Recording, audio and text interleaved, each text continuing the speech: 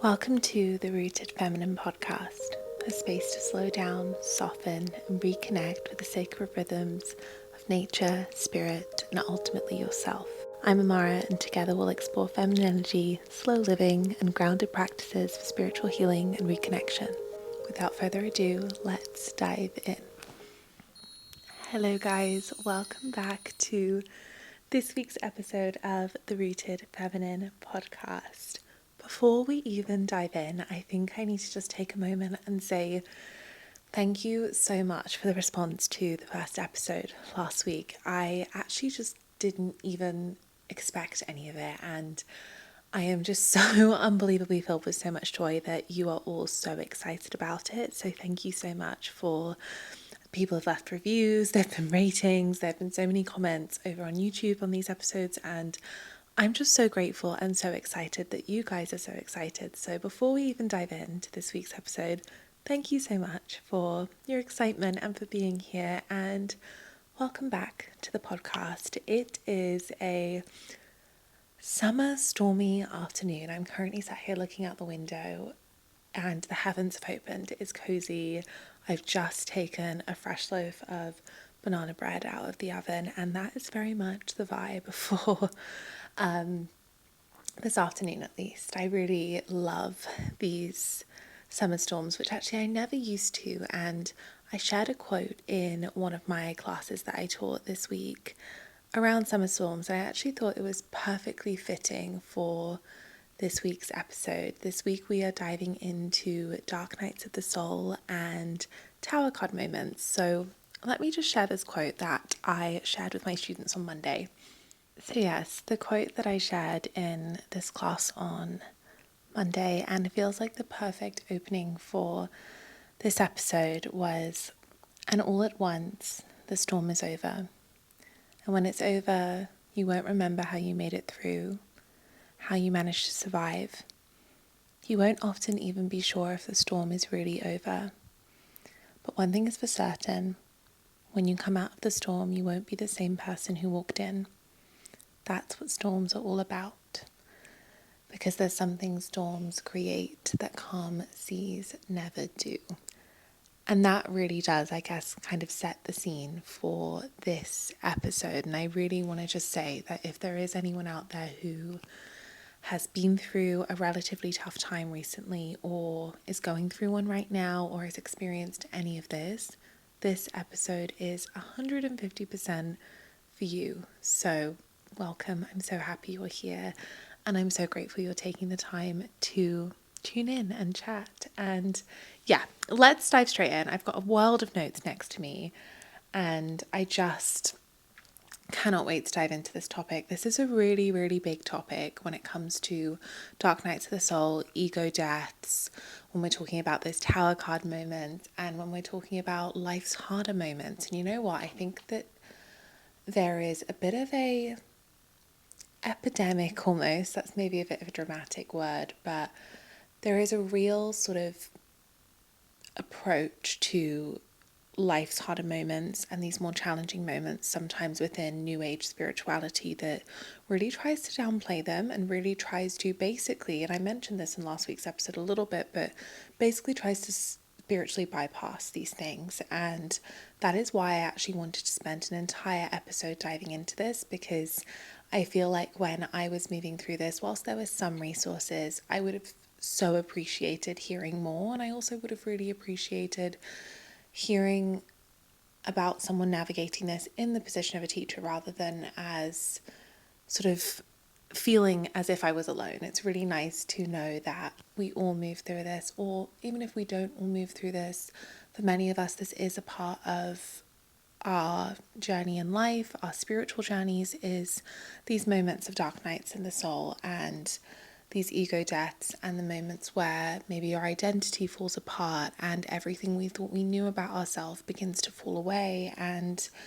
how these moments aren't actually here to disrupt and to sort of tear us off a path. They're actually here to really guide us, and they can be some of the most spiritually profound moments that we can ever encounter on our experience, sort of our human experience through this world. So I think a really good and important place to start is, what are these dark nights of the soul? What are these tower card moments? Now, the dark night of the soul is a phrase that comes from St. John on the Cross, which he was a mystical poet, and he describes this dark night of the soul as a time where he lost all material and felt connection to the divine, to faith, to spirit, and I guess it's just belief that there was a path and there was a reason for being. And he really talks about the death of the ego and how the illusions fall away and losing the identity that he thought he had. And I think that really opens up this sort of sometimes rite of passage that so many of us move through with these dark nights of the soul. And this is kind of where the origin of what these dark nights really, really mean. And they often symbolize times of being between two different identities. So having been one version of ourselves, whether that be a version that felt true to us or not, having been one version of ourselves, and the process that comes when we can no longer be that version and we can no longer identify with that identity, and the ego's deaths that happen and the sort of falling away, but also the huge sort of liminal space that there is between these two versions of us. We're not quite who we were. We're not who we're becoming. We don't know who we're becoming. We don't know what we're meant to be doing. And a real feeling of feeling so unbelievably lost. Now, whilst it is called the dark night of the soul, it definitely doesn't just last for a night. For everyone, this is different. For some of us, it will be weeks. For some of us, it will be months. For some of us, it will be years that this dark night of the soul really moves through us, I think is probably the best way to phrase it. But a big thing that really does come with this is those ego deaths, those identity shifts. And it's a really important and very normal and transformative part of the spiritual path that I just don't think enough people talk about. I know that some people do, but I just know that when I came to this point, I just felt so alone in it. And I think that that's one of the big reasons I wanted to chat about it here.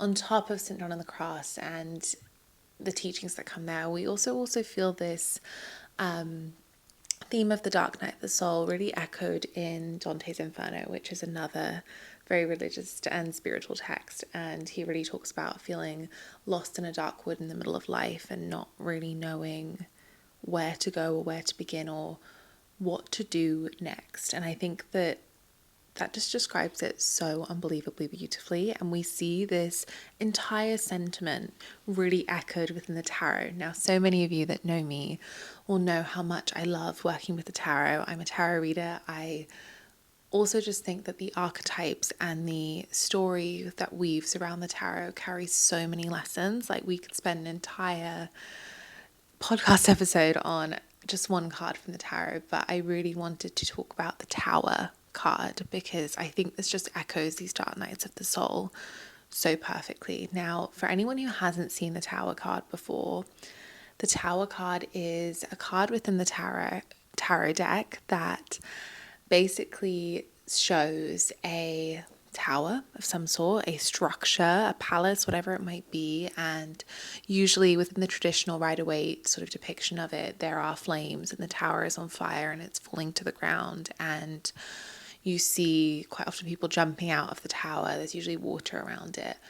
And it's basically this imagery of this tower burning to the ground. And what it symbolizes is the structures that we have created in our life burning to the ground. It also symbolizes the two choices we have in those moments of, do we burn to the ground with it and refuse to jump ship, or do we jump and surrender and let go and trust that whatever's burning down is going to burn and create fertile soil for what is new to come. And again, it echoes all of the themes of ego deaths, of letting go of or everything we've built to create this identity of ourselves falling away.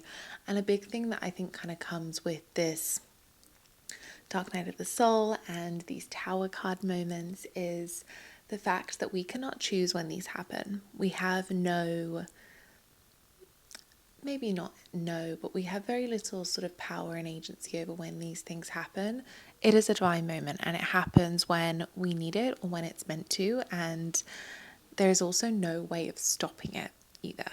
And so this sort of concept of staying high vibrational or trying to sort of spiritually bypass this simply doesn't work. This moment literally comes to try and really remove you from who you thought you were and the faith and who you thought you were going to be. And this loss of sort of faith and belief there actually does sort of play a key part in this, which I know can sound a little bit strange, but bear with me because it does mark a really, really important part of the process. And I know I touched on this a little bit last week, but I always think it can be so helpful to hear from like someone's personal experiences. And I'd say that for me personally, I have experienced this definitely like over the past maybe 2 years. I feel like I have had my dark night of the soul and have been reliving one massive tower card moment over and over and over again. And I say this, and those of you watching this on YouTube, I'm smiling. Like I'm really not, maybe not what you would expect someone to be speaking about life's harder moments, but there is actually big excitement to be able to share this with you because I actually haven't shared it really at all as I've been moving through it here or there. But as many of you know, and many of you might know from last week, if not before, roughly 2 years ago, we had a very big move between cities. And I would say that that moment, even before that moment, sort of the process before that, really triggered the beginning of my dark night of the soul. And I didn't realize it was happening at the time. I knew that there was a sort of descent happening. I knew I'd sort of been going up like this and I was beginning to peak and it was coming down. I could really feel that. Naturally, that felt so unbelievably scary. I was very panicked about it. I was very worried about it.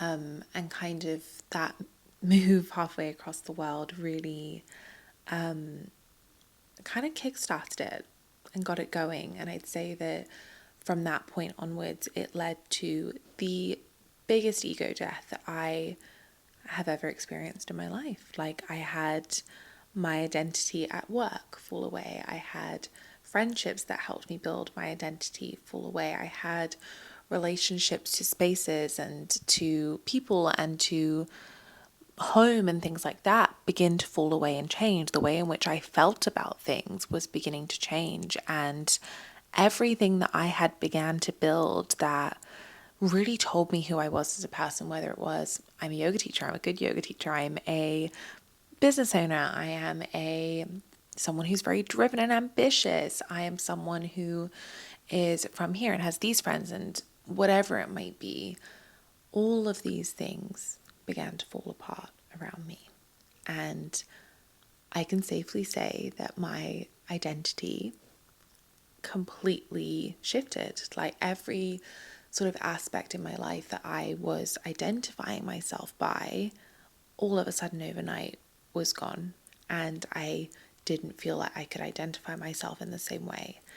And naturally, and again, I think this is such an important part of this dark night of the soul journey, I got to a point actually almost a year ago, I would say, roughly this time last year, where despite the resistance and despite sort of, I feel like I'd held a lot of resistance up until this point and I tried to resist it and kind of constantly, I was always planning my rebirth despite the fact that I hadn't had the death yet.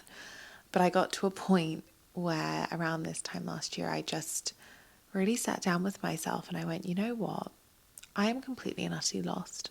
I don't know who I am anymore.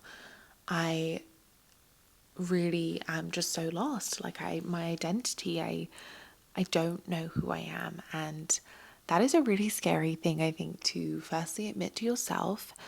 Secondly, I think also in the work that I do, that can feel really scary to share. But little did I know in that moment, it was one of the most important things. And it was marking, I think, one of like the peak moments in this sort of dark night of the soul. And I think from then onwards, the admitting, you know what, I'm completely lost. Everything I identified myself by is gone and I don't know where to turn.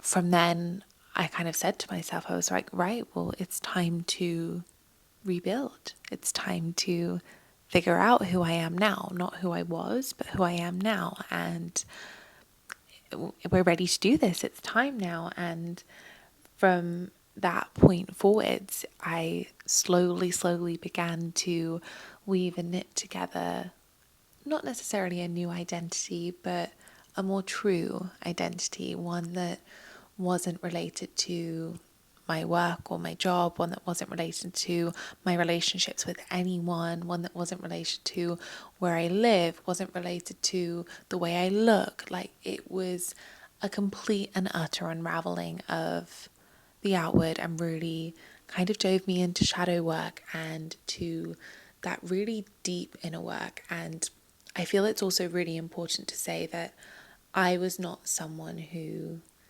embraced the darkness very much. As many of you will probably know, I was someone who, especially with my spiritual practices, I loved the lighter practices. I would say I always played in the light. It was always love and light, and that is so beautiful, don't get me wrong, but I was very fearful of the darkness. I was fearful of my own darkness. I was fearful of kind of the darker side of anything, darker emotions. I really didn't have the healthiest relationship with that at all. And I genuinely do believe, whilst partly that was down to me, I also think that that was maybe echoed through a lot of the teachings we have within sort of New Age spirituality, that sort of high vibrations, love and light, ascension, universe, sort of looking above constantly. I was very resistant to this. I felt extremely uncomfortable, and I didn't recognize myself in it at all, which is so funny to say because that's just not how I feel now at all. And it was just like little things, like I would so play on the light of things that I still don't really wear black, but I wouldn't wear any dark colors. And I was just kind of subconsciously so trying to push myself into the light feminine, the light side of things, and through that really disconnected from my own darkness, my own shadow, and as a result my own depth as well. And I also feel like I need to caveat all of this before I even finish and continue on with the episode of that moment as well, was definitely accompanied by moments of feeling so unbelievably depressed and anxious. And whilst I wouldn't say that that is, I do think that is a part of the dark night of the soul. I do think that these feelings are inevitable sometimes, but that doesn't necessarily mean that we shouldn't seek help. I have literally had like a year's worth of therapy to also to help me move through this, and that was such a big part of this journey for me. So if you are sort of in that moment and feeling like you need support, or actually maybe even not feeling like you need support but you're struggling, I cannot recommend that enough. Seeking out someone who can support you, you deserve that. Like, it's not even a case of needing to, like, maybe I don't need that, or maybe I'm not bad enough, or I don't feel bad enough, whatever it is.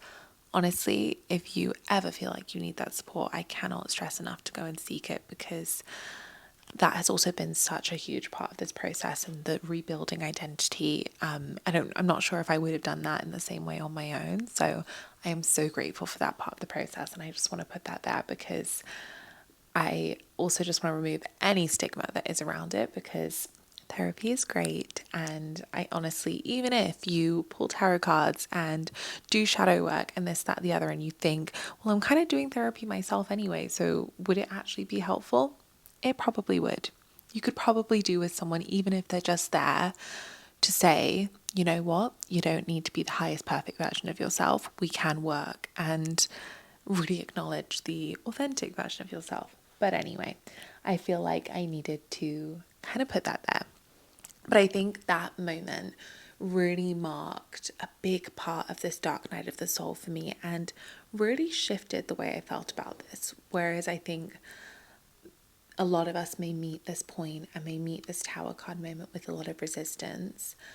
When we begin to surrender to it, there is so much to learn from this time. And actually, I do really strongly believe this is a huge part of also the really spiritual feminine process and the sort of feminine path in spirituality, because it really marks a time of descent. It marks a time of coming inwards. It's like are massive in a winter, right? And we know that as women, we move through sort of cycles anyway. We're secular beings, and I think we're often really taught to resist this sort of inner winter, this darkness, this more inward energy. But actually, I do really think that this dark night of the soul can act as a portal into even more deeply embodied feminine. And I just think that is such a huge thing, because when we talk about sort of the ideology of the feminine and the philosophy behind the feminine, it really honors this descent as sacred, right? The feminine is not scared of the darkness. And I think that's something that,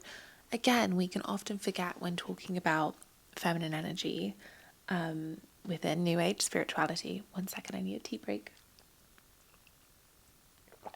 Lovely. Yes, I think that's one thing we can forget when we're talking about feminine energy within New Age spirituality. We often see like soft girl life and lucky girl energy and all of these like very light and bright and beautiful energies, or like siren energy or femme fatale or whatever it might be. But I think we actually forget the really like raw and dark energy that comes with the feminine. The feminine is not all light. The feminine governs the darkness and honors it as sacred. It doesn't rush this sort of inward energy. The feminine is related to like the wild woman archetype, the wolf, the real dark sort of angry energy too is really divinely feminine, and we hear that a lot in the Myths of Inanna, which is actually, I have a book recommendation on that, which I'll come back to. I might link it below. But also within the stories of Persephone, where she sort of balances the shadows and the rebirth. And this is a really, really important part of the feminine path, and it really links to moments of our awakening that need to happen. There is an element of needing to be allowed to face our own darkness with sort of grace and compassion versus resisting it, in order for us to truly know ourselves, especially in the world that we live in, where we are told we have to be sort of light and beautiful and pretty and softly spoken and whatever it might be. We carry firstly a lot of resistance to the darkness, the descent, but secondly, it becomes one of the most healing things because it's the thing we've been resisting for so long.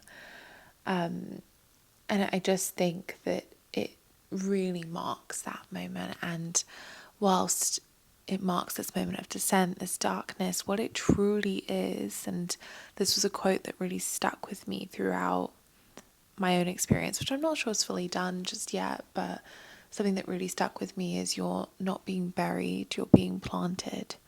And when a seed is being planted under the soil, everything is really dark. There's no noise, nothing is moving, everything feels very stagnant. But that's just the beginning, and it may feel like we've been buried and that we don't know where to turn, but actually we're being asked to grow from this space. Like the only way out is through. There's no way around it. And when we truly mark that moment and we accept it and we acknowledge it, and in a way we allow ourselves to feel it, versus like, I'm feeling these heavy emotions and I'm going to resist them, or I'm going to feel guilty for feeling them, or I'm going to try and change the way I feel and shift my mindset. When we actually allow ourselves to feel all of these things, that is when the work really begins to happen. That is when the dark night of the soul can really begin to work its magic. And I know I've touched on this already, but I think another thing I really want to kind of acknowledge within this sort of topic of the dark night of the soul, especially for those of us here listening, I feel like if you're here listening, you are someone who identifies as spiritual and has a lot of faith and probably has a lot of spiritual practices. And I know this from speaking to sort of other teachers and friends who have had similar experiences, but I think also a big part that comes with this dark night of this whole, this tower card moment, this descent, is the fact that you will question not only yourself, but you will also question your faith. You will question if all of the things you're doing are the right things to be doing. There were definitely times where I questioned my work. I questioned Do I really believe in manifesting? Do I really believe in this constant pursuing of a highest version of myself? I questioned all of it, and that is actually really, really important, because I think at that point you go from kind of just like absorbing everything to actually beginning to integrate a lot of it, and actually beginning to like find your own agency with it as well. This is when we truly begin to kind of meet ourselves at a soul level, whereas before we've kind of only met ourselves hypothetically within the parameters we've allowed ourselves to. Whereas when we truly let go of everything and we allow the ego to die, I want to caveat with the ego is an expression of our inner child. So the ego isn't a bad thing, but when we allow ourselves to kind of step away from the ego, step away from maybe that inner child voice that's telling us all of the things we need to do to be successful or pretty or achieve, or to withhold this identity, or to be who it is we think we should be. When we allow ourselves to step away from that, there is so much freedom. There is like a freedom that you've never felt before, because suddenly all of the things I thought I needed to do to be worthy aren't real. And actually, I'm still here and I'm still worthy. So with that knowledge, what do we build from here? And from this moment onwards, things will never feel the same. You truly cannot live the life you had before once this moment has happened. And I think what's really comforting is that you don't want to live the life you had before when you've met this moment, because you're not the same person that you were before. And I know this is a topic that so many of us talk about, and I think this is a topic that a lot of people have mixed feelings about, of becoming a completely different person, whether it be reinventing yourself, whether it be I am just no longer that person. And not only am I no longer that person, I feel so far away from her. Like, I cannot be in the same space as the things that she wanted are no longer my dreams. And I think that when we really acknowledge that and we allow that, it's a complete, of course, change, but it's a realization that like this was all happening in divine timing, and I was questioning my faith and I wasn't sure what I believed in, but this is what needed to happen to allow us to be most in line with like our truest self. And naturally, as part of this process, deaths are going to happen. Relationship deaths, friendship deaths, deaths of aspirations that you may have had, because everything you sort of built up into this point just falls away and you are now a different person. And I often describe this moment as like, it's not even the start of a new chapter. It is like the closing of one book and moving on to the sequel. It's the same life, but we're a different person. And it can be also feel really, really hard to let go of the person that we were. It can feel like we're doing something wrong. I think when we live in such a masculine society, whilst we might maybe told it's okay to change and grow, there is definitely a prioritization of consistency, right? Continuing to do the same things you always were, sticking with things, not giving up. And I think one thing that Dark Nights of the Soul really bring round is, no, there's an ending. I'm not continuing to be who I was. I'm not sticking with things that no longer feel good. I'm allowing myself to start fresh, and I'm allowing myself to really be reborn in the middle of my life. And I think that's really the magic that comes with your Dark Night of the Soul is, yeah, it's a massive spiritual death, but you can only have a spiritual death when there's going to be a rebirth afterwards. And you cannot rush the rebirth. And I think we could do an entire episode on that, but the biggest advice I can give you is you cannot rush the rebirth. This death, this dark night, this descent is so unbelievably sacred. Can you sink into the stillness? Can you begin to love the version of yourself that you're meeting here? I know that might sound crazy at this point, but can you begin to love her? Can you really, truly begin to value everything you are learning and everything you are being taught in this moment? Because you won't be here forever. I can promise you that you won't be here forever. but it's a really sacred space. So can you find the magic in this sacred space, even if it is that I'm isolating myself and I have so much time to be on my own and to nourish myself and to practice self-care and to really love me for me, even when maybe the appearance isn't appearing the way it should or whatever it might be. Like, can I really truly enjoy it? Because the more you honor it and find it sacred, the deeper the work will happen. But also, I think, can you truly, truly know that it won't last and this is a chapter, and the more you surrender here, the more ready you will be for that rebirth. And it's the longer you resist surrendering, the longer it's going to take to arrive there. I cannot stress that enough. When I tell you, I tried to manifest my rebirth at least 4 or 5 times before I'd even reached the peak of my descent. And actually, all it did was create more pain and more frustration and more resistance. And I usually think I'm pretty good at surrendering, but I've learned it in an entire new way after this process, but in a strange sort of way. And I hope that you will feel this way, or you can feel this way, or you will come to feel this way of, I now can look at this journey of my dark night of the soul, my descent, my tower card moment, which isn't quite finished yet, and think it was the hardest time of my life. It was so unbelievably painful, but I have so much love and respect for it. It has changed me fundamentally for who I am, and I wouldn't be sitting here right now without it. So I love it for all its messy sacredness, and I think that's a really, really important part of it. And to bring you back to that real essence of the rooted feminine before we finish, please remember that it's echoed in nature. Every single year at the winter solstice and those winter months, we meet the darkest night, the longest night. And nature moves through its winter where everything is barren and nothing is moving, and it feels like it is going to go on forever, and it's cold and it's dark and it can feel scary at times, and all of the things we used to be able to do in the summer months and the spring and even the autumn we can no longer do. And it is not forever.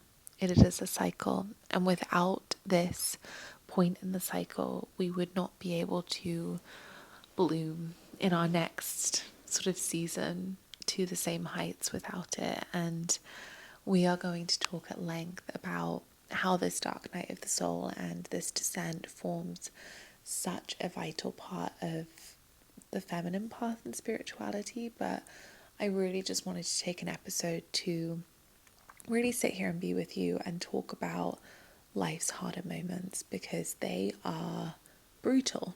Truthfully, they are brutal and they are hard, and the ego deaths are painful, and the not knowing who we are is so discombobulating, and it's all part of the process. So if you feel like you're doing something wrong, if you feel like you've made the wrong decision, or you're on the wrong path, or nothing is working out for you, I want you to trust that it's divinely paced, that it is all falling apart so that it can eventually come back together better than what it once was. And I know for some of you might hear that and be like, it really doesn't feel like that. I don't want to hear that right now. If you are feeling that and you're feeling a bit sort of grumpy and angry and whatever it might be, I actually also really want you to feel that too, because there is not enough space held for those feelings in this world. So allow yourself to feel that, because it will alchemize. It will alchemize into something, I promise. And as I also said earlier, seek support. Seek support if you need it. Seek support if it feels right, because you are so worthy and deserving of that. In addition to this, if you are moving through something like this, whilst I was moving through things like this, I really enjoyed creating practices on Soul Shala that felt really nourishing and soothing. Soul Shala was kind of my one anchor during my dark night of the soul. It was the one thing that didn't fall away, and for that, honestly, I'm so grateful for it and hold such a special place for it in my heart. And I've shared that with members many times. But if you are moving through something like this and you want a space that feels supportive and nourishing and gentle and isn't going to make you feel like you aren't doing enough, or just a space that's really going to meet you where you're at and not force you to have to feel good all the time. And you just want some guidance there that's really gentle, I really would encourage you to go and explore Soul Shala. We have a 7-day free trial if you want to try it before you sort of see if it's quite right for you. But I actually can't stress enough how much you might find that helpful, and I would just be so honored to even just be able to provide some sort of comfort for you during your own dark night. But with that being said, that is everything I'm going to share today. I think we'll come back to this topic in different ways in future episodes, but I just wanted to put this here so that if maybe you have been feeling alone, or whatever it might be, you know that you're not, and you know that it's part of the process, and you know that everything is happening the divine way it's meant to, even when it feels like it isn't. And if you are in between two versions of yourself and you feel lost, this is a chapter. It's not the whole story. It won't be forever. With that, that is everything from me this week. Thank you so much for being here, for hanging out with me, for listening. I am sending you so much love. I am sending you so much healing. I'm sending you so much light. I'm also sending you a little bit of darkness so you explore that too. But that is all from me. Thank you so much for being here, and I will see you in next week's episode. Thank you so much for listening to the Rooted Feminine podcast. If you want more like this, I really encourage you to explore my online soul studio, the Soul Shala, which also includes a free blog where I talk about so many of these concepts in much more depth. Thank you so much for listening, and I'll see you again soon.